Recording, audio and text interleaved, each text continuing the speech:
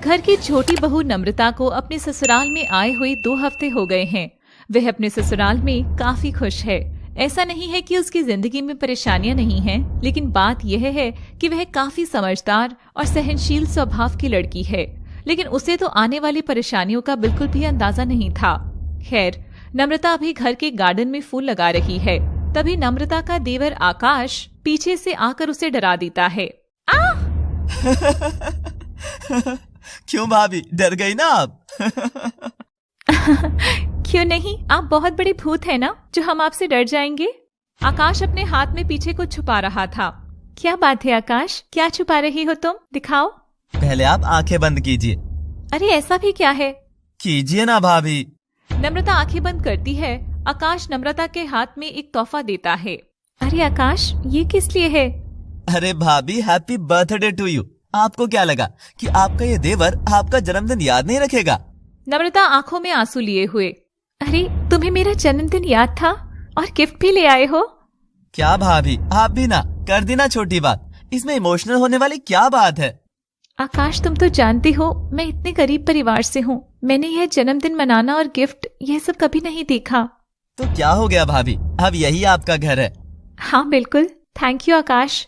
Most welcome भाभी जी। मैं कोई उज्जवल भैया थोड़ी हूँ जो आपका जन्मदिन भूल जाऊंगा। अरे वे बस थोड़ा काम में बिजी होंगे तो भूल गए होंगे। देखिए, वो आपका जन्मदिन भूल गए, लेकिन मैं नहीं भूला। ये तो सही बात है देवर जी। तभी वहाँ पर नम्रता का पति उज्जवल आ जाता है। अरे नम्रता, सॉरी यार, दरअसल आज ऑफिस में बहुत इम्पोर्टेंट मीटिंग है। उसी के चक्कर में मैं तुम्हारा बर्थडे भूल गया। अरे इसमें सॉरी की क्या बात है? मैंने आपसे कुछ कहा क्या? नहीं, कहा तो नहीं। मेरे जन्मदिन से ज्यादा जरूरी आपकी मीटिंग है। आपको लेट हो रहा है, आप जाइए। ठीक है नम्रता। आकाश, मैं चलता हूँ। ये सारी चीजें नम्रता की दोनों जेठानियां और सास प्रेमा देख लेती है। क्या फालतू में गिफ्ट दे रहा है उसे, खर्चा किया अलग। हाँ, कभी जिंदगी में इसने देखा भी है कोई गिफ्ट? आपने तो मेरे मुंह की बात छीन ली दीदी। भिखारन कहीं की, एक तो कुछ लाई नहीं दहेज में, ऊपर से गिफ्ट और मिल रहे हैं महारानी को। हाँ, चलो देखते हैं क्या गिफ्ट मिला है इसे। तीनों नम्रता के पास चली जाती हैं। क्या गिफ्ट मिला है हमारी देवरानी को? जी जेठानी जी, अभी खोलती हूँ, देखती हूँ। क्या बात है आकाश, तेरे पास बड़े पैसे आ रहे हैं। अरे माँ, मैंने कुछ पॉकेट मनी बचा रखी थी ना, तो मैंने सोचा कि भाभी के लिए कुछ गिफ्ट ले लो। अच्छा, घर में और लोगों के भी जन्मदिन आते हैं, वे नहीं याद रहते तुझे? नहीं माँ, वो तो मुझे याद नहीं रहते। I am sorry. Namrata gift खोलती है तो उसमें एक महंगी घड़ी होती है। ओफो आकाश बेटा, तूने नम्रता को ऐसा गिफ्ट क्यों दिया? दिन भर तो घर में ही रहती है, घड़ी का क्या काम है इसे? अरे तो क्या हुआ माँ, आप भी ना कर दी ना छोटी बात। जरा पूछो तो नम्रता से, इनके घर में घड़ी भी है क्या कोई जो अपने इसे इतनी महंगी घड़ी ला कर दे दी? इसने कहाँ ऐसी घड़ी देखी होगी? मुझे तो लगता है इसने कलाई में घड़ी भी पहली बार ही पहनी है। नम्रता भाभी, आपको कहीं से जलने की बू आ रही है क्या? मुझे तो आ रही है, कुछ तो जल रहा है कहीं पर। आकाश, ऐसी बातें करते हैं क्या अपनी भाभीयों से? आप में से तो कोई मुझे ना ही सिखाए कि कैसे बात करते हैं। देवर जी, कभी हमें भी दिया है कोई गिफ्ट? मुझे तो आज तक नहीं दिया। वो क्या है ना कि जो मुझे लायक लगता है मैं उसी को गिफ्ट देता हूँ। आकाश तो कुछ ज्यादा ही नहीं बोलने लग गया है। इसके बाद आकाश वहाँ से चला जाता है। ए नम्रता, तेरा हो गया हो तो चल, किचन में बहुत सारा काम पड़ा है। कितनी देर से पौधा लगा रही है? हाँ, पौधा ही खा के पेट भर लेंगे। हाँ, जरा सोचना चाहिए ना कि किचन में कितना काम पड़ा है। जी माँ जी, आई बस हो गया। नम्रता किचन में काम करने लग जाती है। सास हॉल में बैठकर टीवी देखकर सोचती है, लेकिन उसे रिमोट कहीं नहीं मिलता। अब ये रिमोट कहाँ चला गया? कल रात आपकी छोटी बहू देवर जी के साथ टीवी देख रही थी, उसी ने यहाँ वहाँ रख दिया होगा। अभी खबर लेती हूँ उसकी। इसके मायके में टीवी नहीं है तो यहाँ बिजली का बिल बढ़ा रही है। हाँ, प्रेमा जोर जोर से नम्रता का नाम लेकर चिल्लाने लगती है। नम्रता दौड़ कर आती है। क्या हुआ सासू माँ, आप ठीक तो है ना? अरे मुझे क्या होगा, मुझे पता है तू चाहती है कि मुझे कुछ हो जाए और तू आराम से घर में मौज करे, है ना? नम्रता के लिए तो अपनी सास की ऐसी बातें सुनना आम बात हो गई थी। बेचारी चुपचाप सुनती रहती है। टीवी का रिमोट कहाँ गया? मुझे नहीं पता जेठानी जी, मैंने तो कल ये रिमोट यहीं पर रख दिया था। तो क्या रिमोट हवा में उड़ गया? तूने जिंदगी में कभी टीवी देखा भी है क्या? अरे देखा होता तो कद्र होती ना चीजों की। वही तो, फालतू का खर्चा करवा दिया। हाँ, थोड़ी देर में ससुर मनोज घर आ जाते हैं। उसके हाथ में नया रिमोट होता है। मुझे पता था कि तुम बहुत बड़ा ड्रामा खड़ा कर दोगी, इसलिए मैं नया रिमोट ले आया। मैंने सुबह ही देख लिया था कि यहाँ पर रिमोट नहीं है। अच्छा, क्या बात है? उसे कुछ नहीं कहोगे लेकिन मुझे सुना रहे हो? मैं आपको ड्रामेबाज लगती हूँ? हाँ, मेरी ही गलती है कि मैंने तुम्हें कभी डांटा नहीं। अगर मैंने ये काम पहले किया होता तो अब ये सब ना करना पड़ता मुझे। इस भिखारन लड़की के लिए तुम मुझसे लड़ाई करते हो? क्योंकि दिन भर तुम्हारे उस पर अत्याचार बढ़ते जा रहे हैं। अरे कौन अत्याचार करता है ससुर जी? ये कोई जेल है क्या? हमारी सासू माँ इतनी अच्छी है, आप उनके लिए ऐसा कैसे बोल सकते हो? तुम दोनों चुप रहो। जो प्रेमा नम्रता के साथ कर रही है वैसा ही तुम्हारे साथ होता तो कैसा लगता तुम दोनों को? ऐसा कुछ नहीं है ससुर जी। मम्मी जी को ऐसा मत कहिए पापा जी। नम्रता की यह बात सुनकर मनोज की आंखों में आंसू आ जाते हैं। वाकई में बेटी, मैं धन्य हूँ जो मुझे तुम्हारे जैसी बहू मिली। और एक ये है, मन तो करता है सब उज्जवल को बता दूं और बंटवारा हो इस घर का। नहीं ससुर जी, ऐसा मत कहिए। इतने प्यारे परिवार को ऐसे उजड़ने मत दीजिए प्लीज। शुरू हो गया इनका इमोशनल ड्रामा। हाँ, चले यहाँ से। इतनी तरफदारी करते हो ना इसकी, देखना एक दिन नाक कटवा के रहेगी हम लोगों की। आप भूल गए कि ये खाली हाथ आई थी? बस भी करो प्रेमा, पागल हो गई हो क्या? तरफदारी इंसान की होती है, चीजों की नहीं। इसके बाद प्रेमा गुस्से से नम्रता की तरफ देखती है और रिमोट को वहीं छोड़कर चली जाती है। बेचारी नम्रता इतना कुछ सहती रहती लेकिन फिर भी अपने साजन का घर कभी नहीं छोड़ती। नम्रता हाथ जोड़कर, हे प्रभु, मेरे घर को कभी उजड़ने मत देना, हम पर अपनी कृपा बनाए रखना। नम्रता अपने पति के साथ अपने बेडरूम में है। नम्रता ने अपने देवर का गिफ्ट अपने पति को दिखाया। गिफ्ट तो काफी प्यारा है, लेकिन माफ करना नम्रता, आज मीटिंग से आने में इतनी देर हो गई कि मैं तुम्हारे लिए कोई गिफ्ट ही नहीं ला पाया। अच्छा, आप तो ऐसे कह रहे हैं, आप हैं ना मेरे साथ। आपसे अच्छा और बेहतरीन तोहफा मेरे लिए क्या हो सकता है? तो चलो आओ, मैं तुम्हें एक तोहफा देता हूँ। अपनी आंखें बंद करो। नम्रता काफी शर्मा जाती है। अरे ये क्या कर रहे हो आप? अरे वही जो एक पति पत्नी करते हैं। मुझे शर्म आ रही है। अरे छोड़ो ना नम्रता ये शर्म वरम। घर में प्रीतम आता है। प्रीतम एक बीमा कंपनी में काम करता है और वो हर महीने नम्रता की सास और दोनों जेठानियों से इंश्योरेंस के पैसे लेने आता है। भाभी जी नमस्ते। जी नमस्ते। अरे नम्रता जा और थोड़ा नाश्ता पानी लेकर आ। और पापा जी कैसे हैं? जी घर में सब ठीक है। असल में प्रेमा प्रीतम को पहले से जानती है। अरे तुम्हारी माँ और मैं तो बचपन के बहुत अच्छे दोस्त हैं, लेकिन तुम लोग फिर यहाँ से कहीं दूसरे शहर में चले गए। जी आंटी जी, माँ ने बताया था मुझे ये सब। फिर उसके बाद तो मुलाकात ही नहीं हुई, पर अफसोस है कि वह इस दुनिया से इतनी जल्दी चली गयी। हाँ, वो भी अक्सर मुझे आपके बारे में बताया करती थी। तू चिंता मत कर, तू बहुत अच्छा काम कर रहा है। तू देखना अपनी जिंदगी में बहुत आगे बढ़ जाएगा। तभी नम्रता नाश्ता और चाय लेकर आती है और प्रीतम चाय की प्याली उठाकर चाय पीने लगता है। प्रेमा प्रीतम को पैसे देते हुए, यह लो इंश्योरेंस के पैसे। ठीक है आंटी जी, चलता हूँ। अगले दिन दरवाजे की घंटी बजती है। नम्रता दरवाजा खोलती है तो देखती है कि एक पार्सल वाला आया हुआ है। किसके नाम से पार्सल है? मैडम जी, नम्रता नाम से है। हाँ मैं ही हूँ, दीजिए। पर ये किसने भेजा है? मुझे नहीं पता मैम, आप यहाँ साइन कर दीजिए। वो पार्सल खोलती है तो उसमें से एक लव लेटर और गुलाब के फूल होते हैं। तभी ललिता और अंशु भी वहाँ आ जाते हैं। यह देखकर वह काफी घबरा जाती है।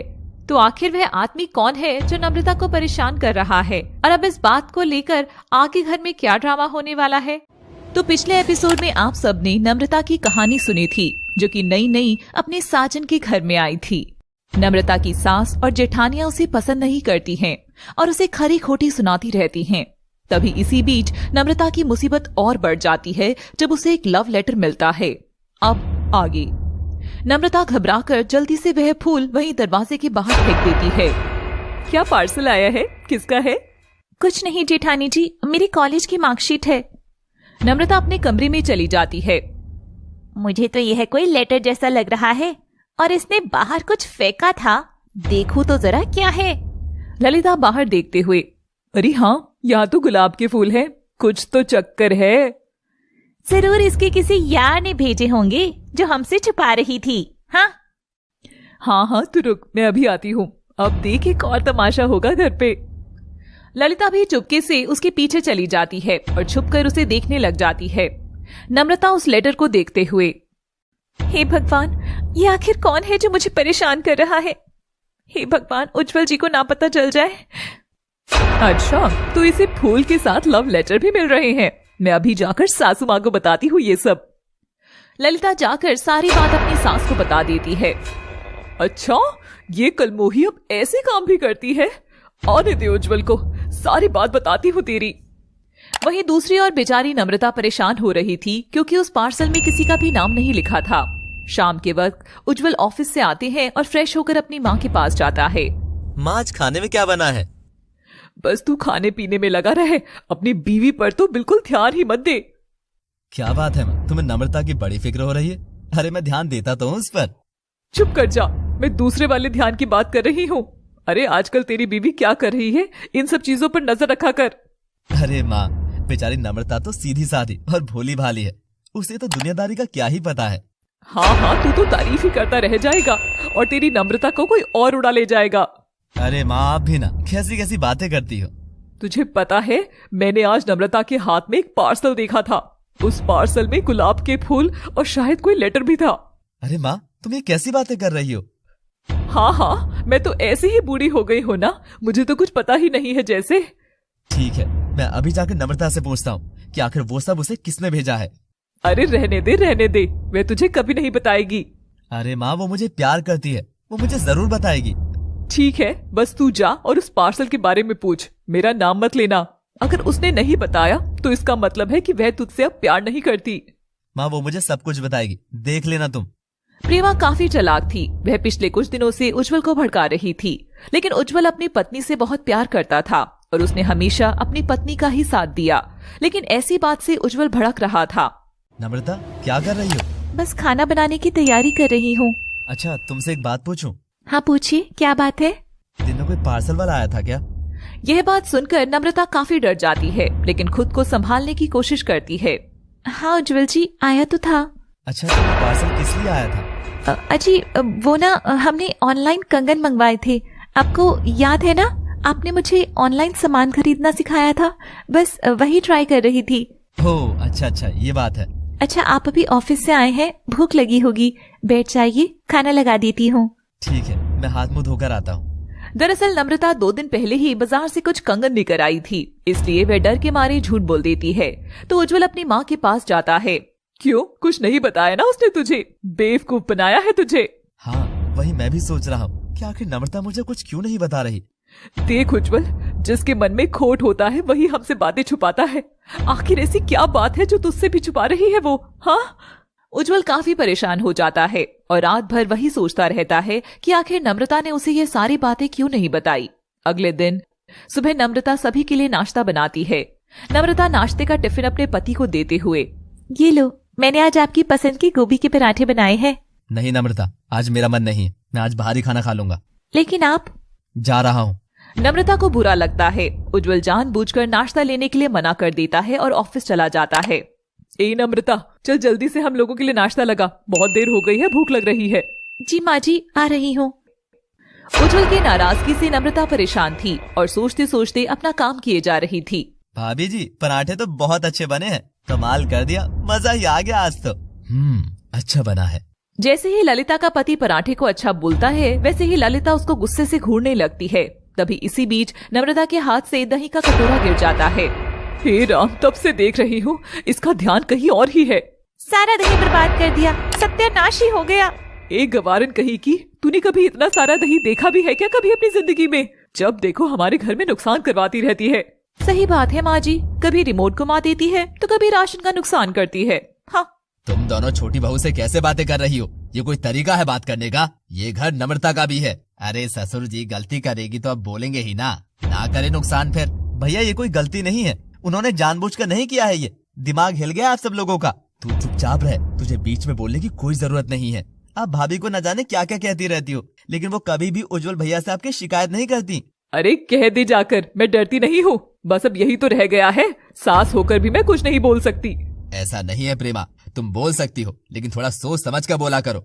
माँ, आपके साथ बड़ी भाभीयों की जुबान पर भी लगाम लगाने की जरूरत है। इस 2 कौड़ी की लड़की के लिए तुम दोनों मुझसे बहस कर रहे हो? छी छी छी। अपनी पत्नी की ऐसी बातें सुनकर मनोज काफी गुस्सा हो जाता है और अपनी कुर्सी से उठकर बिना खाना खाए वहाँ से चला जाता है। देख ले चुड़ैल, तेरी वजह से क्या क्या हो रहा है। जब तू नहीं आई थी तो घर में कितनी शांति थी। सही कह रही है माँ जी, जब से ये आई है घर में छिक छिक होती रहती है। हाँ? अरे अब हर बहू हमारी तरह लक्ष्मी के कदम लेकर थोड़ी आती है, कोई कोई इसकी जैसी चुड़ैल भी होती है। और सभी लोग बिना खाए वहीं से उठ जाते हैं। नम्रता दुखी होकर रोने लग जाती है। चिंता मत करिए भाभी, मैं आज उज्जवल भैया को सब कुछ बता दूंगा, फिर देखना। नहीं आकाश, ऐसा मत करना, नहीं तो माँ जी मुझ पर और भी ज्यादा गुस्सा करेंगी। ऐसा मत करना देवर जी। भाभी जुल्म सहना भी अच्छी बात नहीं होती है। नहीं देवर जी, मैं अभी इस घर में नई आई हूँ, मुझे यहाँ एडजस्ट होने में थोड़ा वक्त लगेगा। आप प्लीज ऐसा कुछ मत करिए। ठीक है भाभी, पर मैं ज्यादा वक्त तक ये सब नहीं देखूंगा, बता देता हूँ आपको। और फिर आकाश चाहते हुए भी कुछ नहीं कर सकता। कुछ देर बाद ललिता नम्रता के कमरे से गुजरती है तो वह देखती है कि नम्रता का फोन बज रहा है। ओहो, उज्जवल जी का फोन आ रहा है। लगता है अपनी बीवी पर प्यार आ रहा है, लेकिन मैं ऐसा होने नहीं दूंगी। और उसका फोन लेकर वहाँ से चली जाती है और कहीं और छुपा कर रख देती है। आखिर नम्रता फोन क्यों नहीं उठा रही है? मैं तो बस सुबह के लिए उसे सॉरी बोलना चाहता था।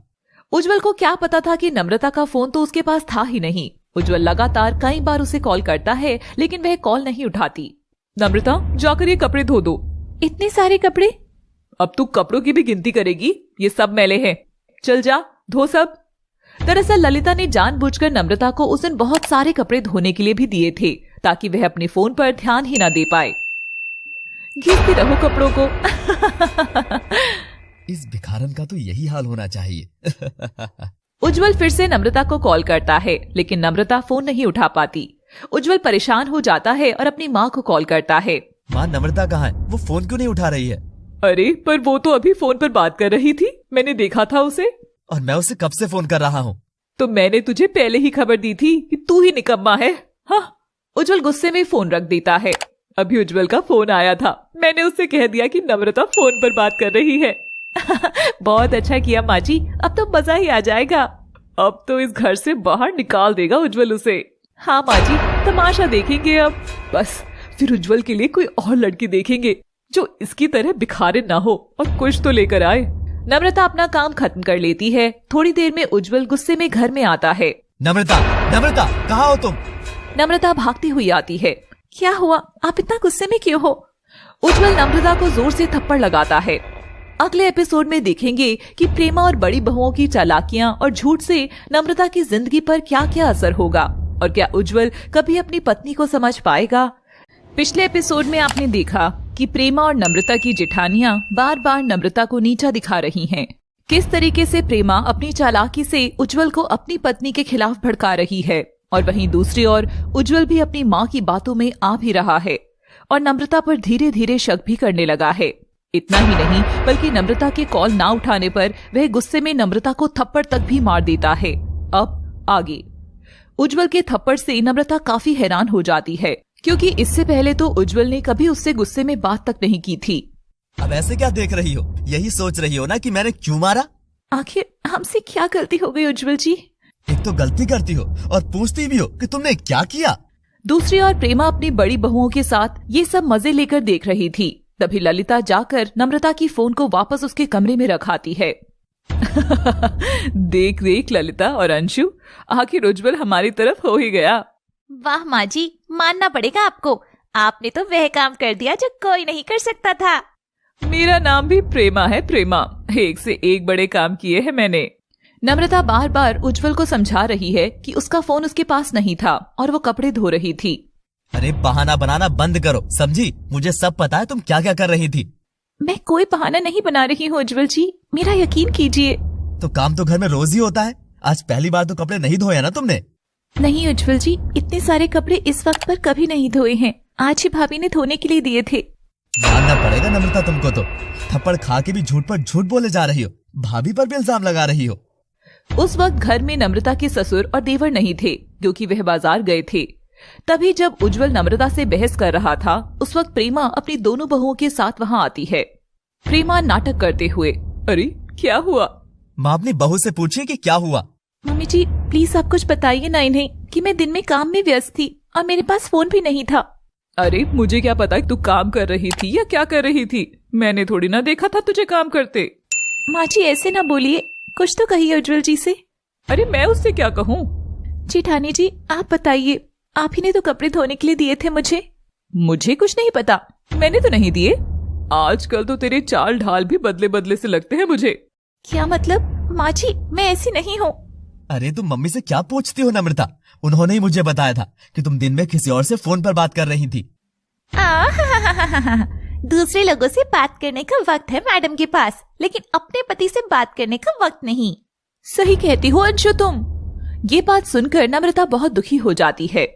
नम्रता अपने पति से, मैं किसी से बातें नहीं कर रही थी, मैं सच कह रही हूँ उज्जवल जी। अच्छा, तो इसका मतलब मेरी माँ क्या झूठ बोल रही है ना? तुम माँ को झूठी कह रही हो? नहीं नहीं, मैं नहीं जानती उज्जवल जी, लेकिन मैं कसम खाती हूँ कि मैं फोन पर किसी से बातें नहीं कर रही थी। प्रेमा जोर से चिल्लाते हुए अपने कान पर हाथ रखते हुए कहती है, हे राम राम राम, यह दिन देखने से पहले मैं मर क्यों नहीं गई? मेरी बहू मुझ पर इल्जाम लगा रही है, आखिर मेरी क्या गलती है? नम्रता हाथ जोड़ते हुए अपनी सासू माँ से, नहीं माँ जी, मैं आपको कुछ नहीं कह रही, प्लीज आप उज्जवल जी को समझाइए ना। अरे तो तू किसे कह रही है? किसे सुना रही है तू? सास तू है या मैं हूँ? मुझे यकीन नहीं होता नम्रता कि तुम ऐसे निकलोगी। तुम माँ की बात झूठी साबित करने में क्यों लगी हुई हो? उज्जवल जी ऐसा कुछ भी नहीं है। दूसरी ओर दोनों बड़ी बहुएं लड़ाई का आनंद ले रही थी। अंशु धीरे से ललिता के कान में, ललिता कितना मजा आ रहा है ना, ऐसा ड्रामा तो फिल्मों में भी नहीं होता।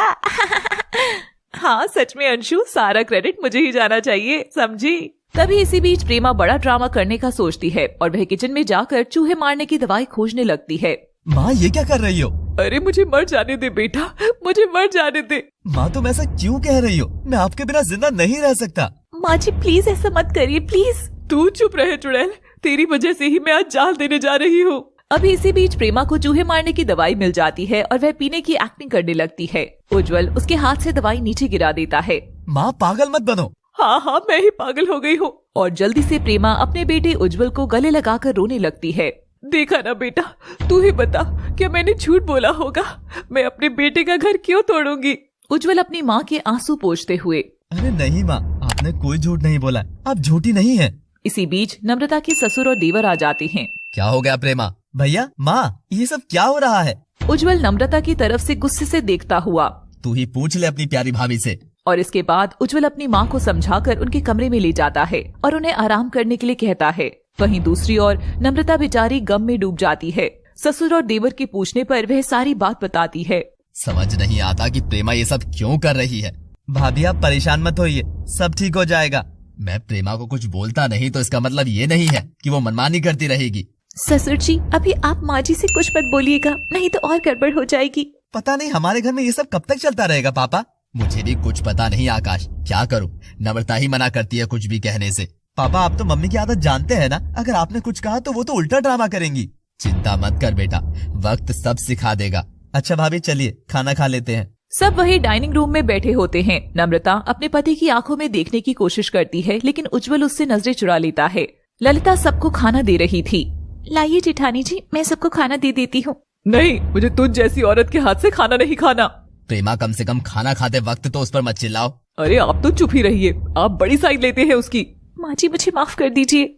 और इतना कहकर प्रेमा की थाली में दाल डाल देती है, जिससे प्रेमा काफी गुस्सा हो जाती है। चल उज्जवल बेटा, यहाँ से चल, मैं अब ये खाना नहीं खा सकती। और तुरंत ही वहाँ से उज्जवल के साथ चली जाती है। नम्रता भी रोते हुए अपने कमरे में चली जाती है। उसी रात, उज्जवल जी आखिर क्या बात है जो आप मुझसे इतना गुस्सा हैं? तुम्हारी झूठ बोलने की आदत से मैं परेशान हो गया हूँ नम्रता। आखिर मैंने ऐसा क्या झूठ बोला है? फिर से झूठ? तुम वाकई में इतनी सीधी नहीं जितनी तुम दिखाई देती हो। गलती हो गई तुमसे शादी करके। इतना कहकर वे चादर ढककर दूसरी तरफ चेहरा करके सो जाता है। दरअसल उज्जवल चाहता था कि नम्रता उसे अपने आप सारी बात बताए, लेकिन दूसरी ओर नम्रता तो अपने रिश्ते को बचाने के लिए कुछ बातें छुपा रही थी। अगले दिन करीब 2 बजे नम्रता को किसी का कॉल आता है। हेलो, कौन? हाय, क्या आवाज है तुम्हारी, एकदम जानलेवा है। देखिए तमीज से बात कीजिए, कौन है आप? अच्छा, तमीज से बात करें। हाय, क्या आवाज है आपकी? अपनी बकवास बंद कीजिए और फोन रखिए। अरे अरे रुको रुको, मैं तुम्हें जानता हूँ। इतना ही नहीं बल्कि मैं तो तुम्हारे सारे परिवार वालों को भी जानता हूँ। कैसे जानते हो तुम? अरे सारी बातें फोन पर कर लोगे क्या? अरे जाने मन, हमसे मिलो तो कभी। आता हूँ आज तुम्हारे घर के पास। मुझे पता है जाने मन, तुम जरूर आओगी। चुप रहो और फोन रखो। इतना कहकर वे तुरंत फोन काट देती है। मुझे ये सब उज्जवल जी से बताना होगा। नहीं नहीं, कहीं वे मुझे गलत ना समझ ले और सारा इल्जाम मुझ पर ही ना आ जाए। वह ये सारी बातें अपने पति को बताना तो चाहती थी, लेकिन डर के मारी नम्रता चुप रहती है। कुछ देर बाद दूसरे नंबर से कॉल आता है। जी, कौन बोल रहा है? हाय, क्या मीठी आवाज है। चुपचाप फोन रखो तुम, समझे ना? इसके बाद नम्रता फोन रखने ही वाली होती है, लेकिन वह लड़का तुरंत कहता है, अरे बेबी, फोन मत रखना। क्योंकि मैं तुम्हारे घर के पास ही आया हूँ तुम्हारा दीदार जो करना है। देखो तुम जो भी हो प्लीज मुझे परेशान करना छोड़ दो। आखिर क्या बिगाड़ा है मैंने तुम्हारा? अरे ऐसे मत रो, मेरा दिल जलता है तुम्हें रोता हुआ देखकर। बिल्कुल अच्छी नहीं लग रही, मैं देख रहा हूँ तुम्हें। यह सुनकर तो नम्रता और भी डर जाती है। तुम मुझे देख सकते हो? हाँ जाने मन, देख सकता हूँ। जल्दी से बाहर निकलो और मिलने आओ मुझे, मैं बाहर आया हूँ। देखो मैं बाहर नहीं आने वाली, चाहे तुम जितनी भी कोशिश कर लो। अच्छा तो तुम में अकड़ भी है। अच्छा तो सोचो, अगर मैंने तुम्हारी सास से ये बोला कि तुम मुझसे प्यार करती हो तो तुम जानती हो ना कि तुम्हारे साथ क्या होगा। वो अजनबी लड़का उसे ब्लैकमेल करने लगता है। नम्रता घबरा जाती है। पिछले एपिसोड में आपने देखा था कि नम्रता के घर में सब कुछ बिगड़ने लगा है और उज्जवल भी नम्रता से अब नफरत करने लगता है। और इन सब में सबसे बड़ा हाथ है प्रेमा और उसकी दोनों बड़ी बहुओं का। इसके अलावा एक अजनबी लड़का नम्रता को बार बार कॉल करके परेशान करता है और इतना ही नहीं, वह तो उससे मिलने के लिए भी बुलाने लगता है। अब आगे देखो तुम ऐसा कुछ भी मत करना प्लीज।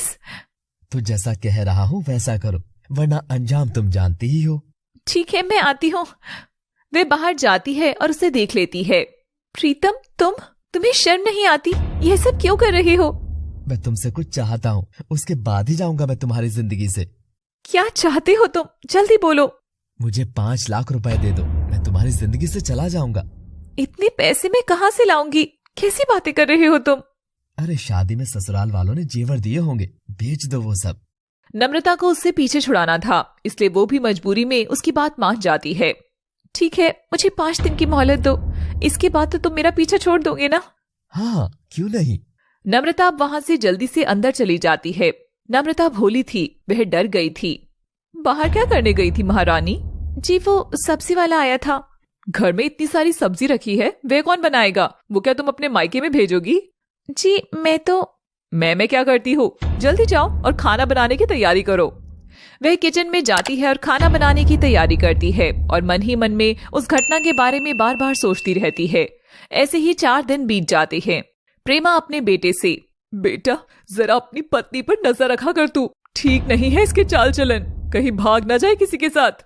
अरे क्या नजर रखूं माँ, मैं ऑफिस जाना छोड़ दूं क्या बताओ? अरे उसका मंगलसूत्र देख तो। क्यों, मंगलसूत्र को क्या हुआ?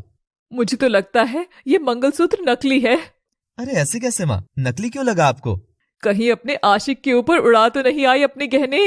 अरे माँ तो आप पूछ लेती ना उससे, आपको शक हो रहा था तो। अरे जा मैं उससे बात नहीं करूंगी, पता नहीं मेरे ऊपर क्या इल्जाम लगा दे फिर से। ठीक है तो मैं ही पूछता हूँ। दोनों लोग नम्रता के पास जाते हैं। नम्रता क्या ये तुम्हारा मंगलसूत्र नकली है? जी वो क्या बात हो गई? क्या वो कर रही हो, सच सच बताओ। नम्रता सारी बातें उज्जवल को नहीं बताती है क्योंकि प्रीतम ने उसे मना किया था और उसे धमकाया भी था। जल्दी बोलो। वो मेरी एक सहेली है, उसके पति की बहुत तबीयत खराब है, इसलिए उसे पैसे की जरूरत थी तो मैंने जेवर बेच कर दे दिए। मैं उम्मीद करता हूँ कि तुम सच बोल रही होगी। और उज्जवल वहाँ से चला जाता है। अंशु अपनी सासू माँ से, बड़ी चालाक निकली सासू माँ ये नम्रता तो।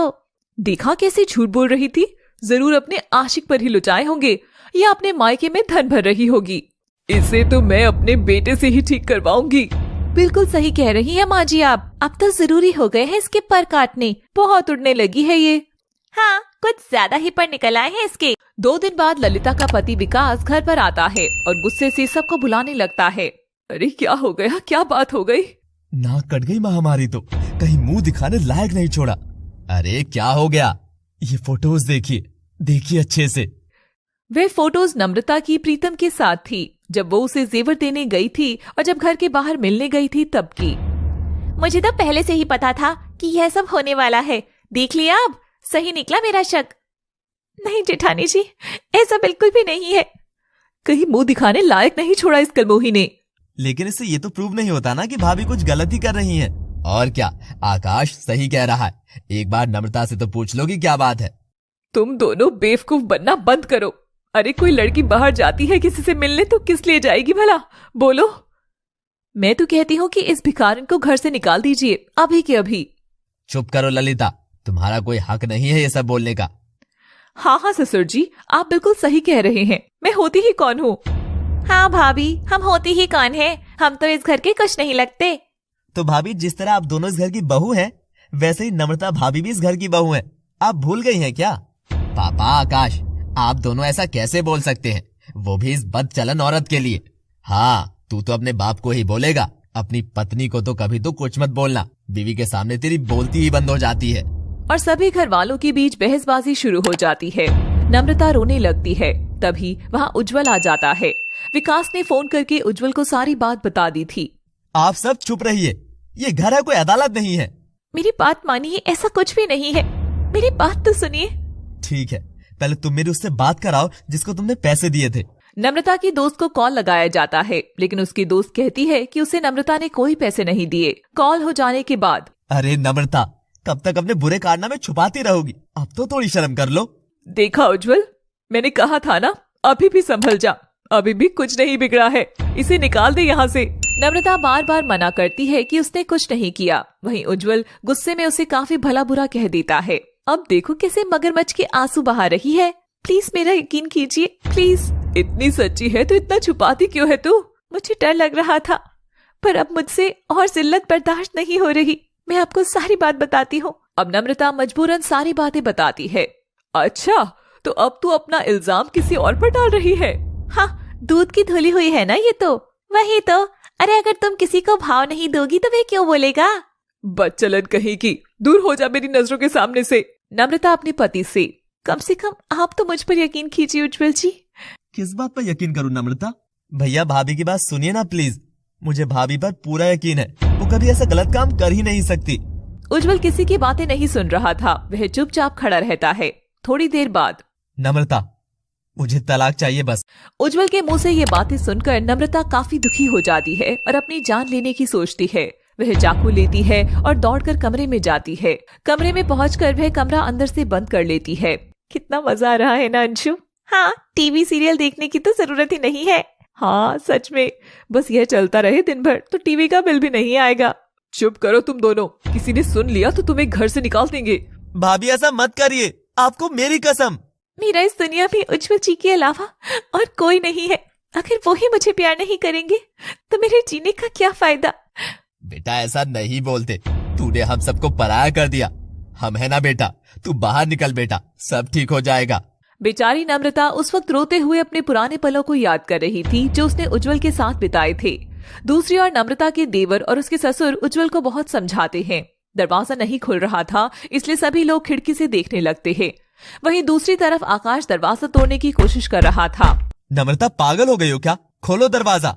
उज्जवल जी, आपके सामने हम बहुत गिर गए हैं, अब हम इस दुनिया में नहीं रह सकते। ऐसा मत करो नम्रता, बाहर आओ। नम्रता कुछ नहीं कहती और अपने हाथों की नस काट लेती है। उसी वक्त दरवाजा भी खुल जाता है। जल्दी से इसे हॉस्पिटल लेके चलते हैं। इस घर की तो शांति ही चली गई है। हे भगवान, कम से कम अभी तो चुप हो जाओ, कुछ तो शर्म कर लो। जल्दी से नम्रता को हॉस्पिटल ले जाया जाता है। खुशकिस्मती से उसकी जान बच जाती है। मुझे माफ करना, मैंने तुम्हें समझा नहीं, लेकिन मैं प्रीतम को छोड़ूंगा नहीं। मुझसे माफी मत मांगिए प्लीज, बस मेरा यकीन कर लीजिए। ये देखकर मेरी आंखों में आंसू आ गए बेटा, तुम उसके साथ ही हो, उस पर यकीन करो उज्जवल बेटा। हाँ भैया, भाभी गलत नहीं है। आई एम वेरी हैप्पी कि सब कुछ ठीक हो गया, लेकिन प्रीतम को हम छोड़ेंगे नहीं। तुम लोग प्रीतम को जेल भिजवाओगे, वो भी इस लड़की के लिए? नम्रता ही गलत है, तुम लोग प्रीतम को कैसे गलत कह सकते हो? वो बेचारा क्यों भुगते? मुझे यकीन नहीं होता कि एक औरत होके आप दोनों ये सब कैसे बोल सकती हैं। भाभी की ऐसी हालत हो रखी है और आप लोग अभी भी अपनी कैची जैसी जबान पर लगाम नहीं लगा रहे हैं। छी, लानत है तुम तीनों पर। और तीनों वहाँ से चले जाते हैं। भला मैंने ऐसा क्या कहा? अरे सासू माँ, हमने कुछ भी गलत नहीं कहा, बस ये तीनों कुछ ज्यादा ही उसका पक्ष ले रहे हैं। हाँ, पट्टी बंधी हुई है इनकी आंखों पर। उज्जवल प्रीतम से मिलने के लिए उसके घर जाता है, लेकिन प्रीतम वहाँ पर नहीं मिलता और फिर उज्जवल ने प्रीतम के खिलाफ पुलिस रिपोर्ट दर्ज करवा देता है। इस घटना के 2 दिन बाद अंशु दौड़कर आती है और जोर जोर से सांसें ले रही होती है। अरे क्या हुआ, मर रही है क्या? लगता है पागल हो गई है, दमा हो गया है क्या तुझे? अभी मैं जो बताने जा रही हूँ ना, यह सुनकर आप दोनों भी पागल हो जाओगे। बातें मत बनाओ और बताओ क्या बात है। और अंशु दोनों को कुछ ऐसा बताती है जिससे दोनों लोग काफी डर जाते हैं। तो अगले एपिसोड में हम जानेंगे कि आखिर अंशु ने उनको क्या बात बताई थी जिससे प्रेमा और ललिता भी घबरा गए थे। पिछले एपिसोड में आपने देखा था कि प्रीतम को लेकर घर में काफी ड्रामा हुआ था। नम्रता बेचारी बेकसूर थी, लेकिन उसकी बातों पर कोई भी यकीन नहीं कर रहा था। इसी बीच परेशान होकर वह अपनी जान देने की कोशिश भी करती है, लेकिन खुशकिस्मती से वह बच जाती है। साथ ही आपने यह भी देखा कि उज्जवल को यकीन हो चुका है कि नम्रता उससे वाकई में प्यार करती है। ललिता सिर पकड़कर, हे भगवान अब क्या होगा? अरे तू चिंता मत कर, इस नीच की अकल तो मैं अभी ठिकाने लगाती हूँ। हाँ लेकिन माँ जी कैसे? वो इतनी आसानी से मानने वाला नहीं है। अरे कोई पैसा वैसा नहीं देंगे इसे, कौन सा इसने अपना काम अच्छे से किया है। माँ अगर उसने घर पर सबको यह बात बता दी कि यह सब हमने ही करवाया है तो क्या होगा? अरे जानता नहीं है क्या वो मुझे? ऐसे कैसे बता देगा? मुझे सोचने दो कुछ। असल में यहाँ बात प्रीतम की हो रही थी। असल में प्रेमा के दोनों बड़े बेटों और बहुओं ने प्रीतम को पैसे देकर नम्रता को परेशान करने के लिए उसे हायर किया था। हमने उसे उस काम के लिए पैसे दिए थे, लेकिन और पैसे मांग रहा था। इसको तो मैं जेल भिजवा के रहूंगी। सही बात है माँ जी, पता नहीं किस बेवकूफ को हमने ये काम दे दिया था, लेकिन वो काफी गुस्से में था। कहीं कुछ कर तो नहीं देगा ना? मुझे तो डर लग रहा है। अरे ऐसे ही कुछ कर देगा क्या? मेरे बड़े बेटों ने क्या चूड़ियां पहनी हुई है? उसकी हिम्मत तो देखो, हमें ब्लैकमेल भी कर रहा है। इन तीनों की बातें आकाश सुन लेता है और अपने पिताजी को कॉल कर सब बता देता है। अब हम दोनों को ही कुछ करना होगा, क्योंकि उज्जवल तेरी माँ से बहुत प्यार करता है। अगर उससे कुछ कहेंगे तो वो प्रेमा का धोखा सहन नहीं कर पाएगा। सही कहते हैं पापा आप। हम सोचते हैं कि इस बारे में क्या किया जा सकता है। अगले दिन दोपहर में दरवाजे की घंटी बजती है और ललिता दरवाजा खोलती है। दरवाजे पे प्रीतम था और उस समय प्रीतम थोड़े नशे में था। तुम यहाँ पर क्या कर रहे हो? तुम्हें समझाया था ना कि अब तुम्हें कोई पैसे नहीं मिलेंगे। प्रीतम ललिता को धक्का देते हुए, चल हट यहाँ से, एक तो मुझसे गलत काम कराते हो, ऊपर से पैसा भी नहीं देते हो। चुपचाप यहाँ से चले जाओ। माँ जी जल्दी आइए, ये देखो परेशान कर रहा है। अंशु की आवाज सुनकर प्रेमा जल्दी से आती है। प्रेमा प्रीतम को देखकर, अच्छा तो तू है? देख तूने तो हमारा काम अच्छे से किया भी नहीं, फिर भी हमने तुझे पैसे दिए। अब क्या लेने आया है तू? मुझे और पैसे चाहिए, इतने में मेरा कुछ नहीं बना। तुझसे 1000 बार कहा है कि कोई पैसा वैसा नहीं मिलेगा, समझ में नहीं आता क्या? आज तो मैं पैसे लेकर ही जाऊंगा, चाहे जो हो जाए। अरे नालायक, तेरे बाप ने यहाँ पर फैक्ट्री खोल रखी है क्या पैसे की? चल दफा हो यहाँ से। बाप पर मत जाना बुढ़िया, वरना मार डालूंगा। अच्छा तो तू मुझे मारेगा? हाँ, अगर पैसे नहीं दिए तो मारूंगा और सबके सामने तुम्हारी पोल खोलूंगा, वो अलग। अच्छा, मैं तो एक फूटी कौड़ी भी नहीं दूंगी तुझ जैसे नालायक को। अब जाता है या पुलिस को बुलाऊं? ये ऐसे नहीं मानने वाला माँ जी, मैं अभी पुलिस को फोन करती हूँ। ललिता पुलिस को फोन करने लगती है, तभी प्रीतम उससे फोन छीन लेता है और उसे एक जोरदार थप्पड़ लगा देता है। तुझे समझ में नहीं आ रहा मैं क्या कह रहा हूँ? मुझे मेरे पैसे चाहिए तो चाहिए। तेरी हिम्मत कैसे हुई मेरी बहू पर हाथ उठाने की? बुढ़िया, तेरा दिमाग खराब हो गया है, अभी तेरा दिमाग ठिकाने पर लाता हूँ, रुक। प्रेमा को काफी गुस्सा आता है और वह प्रीतम को जोर से धक्का मारती है। प्रीतम को काफी गुस्सा आता है और वो प्रेमा को चाकू से मारने के लिए आगे आता है। तभी वहाँ पर आकाश और मनोज आ जाते हैं और प्रेमा को बचा लेते हैं। तेरी हिम्मत कैसे हुई मेरे घर में घुसकर ये सब करने की? तुम्हारी माँ ने ही मुझे पैसे दिए थे नम्रता को परेशान करने के लिए। ये झूठ बोल रहा है। मैं भला ऐसे क्यों करूंगी? मैं मेरे बेटे का घर क्यों तोड़ूंगी? तोड़ दिया तुमने, ये बात हम पहले से ही जानते हैं। प्रेमा, ललिता और अंशु हैरान हो जाते हैं। मैंने कॉल कर दी है, थोड़ी देर में पुलिस आती होगी, फिर इसे सबक सिखाएंगे। हाँ, आज कई लोग जेल जाएंगे। क्या मतलब है आपका? सब्र करो, पता लग जाएगा, रुको तो सही। तभी प्रीतम आकाश को धक्का देकर भागने लगता है। इतने में पुलिस आकर प्रीतम को पकड़ के ले जाती है। वहीं प्रेमा काफी सदमे में होती है। हे भगवान, मेरी जान बचाने के लिए बहुत बहुत शुक्रिया। देखा प्रेमा, आज क्या हुआ? तुमने जिस भोली लड़की के लिए जाल बिछाया था, आज उसी जाल में तुम लोग फंस गए। माँ, मुझे आप लोगों के प्लान के बारे में पता चल चुका था। मैंने ही पापा को बताया और पुलिस को कॉल करके बुलाया था। हम चाहते थे कि तुम लोगों को तुम्हारी गलती का एहसास हो। मुझे माफ कर दीजिए, हमसे गलती हो गई। अगर माफी मांगनी है तो तुम अपनी छोटी बहू से मांगो। नहीं, मैं उससे कोई माफी नहीं मांगने वाली। रस्सी जल गई पर बल नहीं गया। तभी नम्रता, उज्जवल, करण और विकास भी हॉस्पिटल से आ जाते हैं। उन सभी को सारी बातें बताई जाती हैं। आकाश ने उन सभी घटनाओं का वीडियो भी बना लिया था, जो वह अपने भाई उज्जवल को दिखा देता है। मुझे यकीन नहीं होता माँ, आप ऐसा भी कर सकती हैं। बेटा, जैसा तू सोच रहा है वैसा बिल्कुल भी नहीं है। तो कैसा है माँ? माँ, अब सब कुछ सामने आ चुका है, तुम कुछ भी नहीं छुपा सकती। अब भी छुपाओगी तो इससे बड़ी शर्म की बात और कुछ नहीं हो सकती माँ। तू इन लोगों को कुछ भी मत समझा आकाश बेटा, इन तीनों को जेल भिजवाना होगा। इन लोगों ने नम्रता के साथ जो किया है उसकी सजा तो इनको मिलनी ही चाहिए। नहीं नहीं ससुर जी, ये आप क्या कह रहे हैं? तुम चुप रहो बेटी, मैं आज इन लोगों को सुधार कर रहूंगा। दोनों बड़ी बहुएं काफी डर जाती हैं और रोने लग जाती हैं। अरे ससुर जी, ये कैसी बातें कर रहे हैं, ऐसा मत कहिए, माफ कर दो पापा जी प्लीज। पिताजी ऐसा मत कीजिए, कुछ तो सोचिए, हमें माफ कर दीजिए। फिर करण और विकास भी अपने पिता से माफी मांगते हैं। माफी मांगनी है तो नम्रता से माफी मांगो, मुझसे नहीं। अब तो नम्रता की माफी के लायक नहीं है ये लोग। कोई भी नम्रता से माफी मांगने के लिए तैयार नहीं हो रहा था। ठीक है, तो तुम लोग मेरी कोई भी बात नहीं मानने वाले हो ना? हम कभी नहीं मानेंगे। इतना सब होने के बाद भी आप सबका घमंड आपको झुकने नहीं दे रहा। तो फिर ठीक है, मैं अभी फिर से पुलिस को बुलाता हूँ और तुम सभी को जेल भिजवाता हूँ। तुम लोग वहाँ पर ही चक्की पीसना। हाँ, बिल्कुल सही डिसीजन लिया है पापा आपने। हाँ, क्यों नहीं, तू तो बोलेगा ही। हमारे हिस्से की प्रॉपर्टी और जमीन जो चाहिए तुझे। भैया आप कैसी बातें कर रहे हैं? खैर छोड़िए, आपसे और उम्मीद भी क्या की जा सकती है। इतनी नीच बात कर रहे हैं आप सगे भाई होकर। करण गुस्से में आकाश को थप्पड़ मारने आता है। मनोज करण के हाथ को रोक लेता है। तेरी ये मजाल, निकल जा मेरे घर से, अभी निकल जा। तुझ जैसी नालायक औलाद पैदा हुई है मेरे घर में। ये सही बात नहीं है पिताजी कि आप एक सड़क छाप लड़की के लिए हम सभी से बगावत कर रहे हैं। सही कहती है अंशु, यकीन नहीं होता पिताजी। आप लोग पागल हो गए हैं? किस तरीके से बात कर रहे हैं आप लोग? बेचारी नम्रता अपनी जेठानियों की ऐसी बातें सुनकर काफी दुखी हो जाती है और रोने लगती है। मनोज अपनी बहू को समझाने लगता है। प्रेमा अपने पति से, क्या जादू कर रखा है इस डायन ने तुम्हारे ऊपर? माँ कम से कम अब तो चुप हो जाइए। अब पानी सिर से ऊपर जा चुका है और अब मुझे ना चाहते हुए भी ये कदम उठाना पड़ेगा।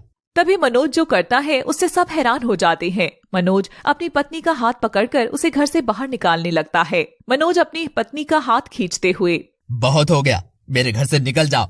नम्रता हाथ जोड़ते हुए, ससुर जी ऐसा मत करिए, प्लीज ऐसा मत करिए ससुर जी। अरे देख प्रेमा देख, जिस लड़की को तू बर्बाद करना चाहती है वही लड़की आज तुझे बचाना चाह रही है। मनोज फिर प्रेमा को घर से बाहर कर देते हैं और पुलिस को फोन लगाने लगता है। तुम सभी को मैं पुलिस के हवाले करता हूँ अभी। करण और विकास, तुम दोनों की रेपुटेशन और जॉब सब गई अब।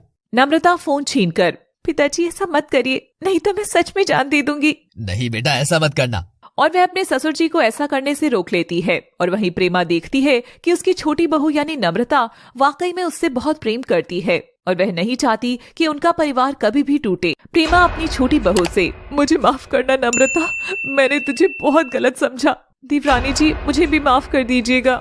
हो सके तो मुझे भी माफ कर दीजिएगा, वाकई में हम तीनों से काफी बड़ी गलती हो गई है। माँ जेठानी जी, आप लोगों को माफी मांगने की कोई आवश्यकता नहीं है। वाकई में नम्रता, तुम्हारा दिल काफी बड़ा है। मुझसे बहुत बड़ी गलती हो गई थी जो मैंने तुम पर शक किया। परिवार को ऐसे देखकर मनोज की आंखों में आंसू आ जाते हैं। प्रेमा, बस मैं यही चाहता था कि तुम सच्चाई को देखो। देखो तुम्हारी छोटी बहू तुमसे कितना प्यार करती है। जी मैं सब समझ गई हूँ, मेरी अकल पर तो पत्थर पड़े थे जो मैं इस हीरे को नहीं देख पाई। अपने परिवार को फिर से जुड़ा हुआ देखकर मुझे काफी अच्छा लग रहा है आज। सच में जो काम तूने पापा के साथ मिलकर किया, इसके लिए बहुत बहुत धन्यवाद। और इस तरह सभी लोग सुधर जाते हैं और नम्रता से प्यार करने लग जाते हैं। और इस तरह साजन का घर सीरियल का एपिसोड 5 खत्म होता है। इस तरीके की इंटरेस्टिंग स्टोरीज के लिए बने रहे हमारे YouTube चैनल पे।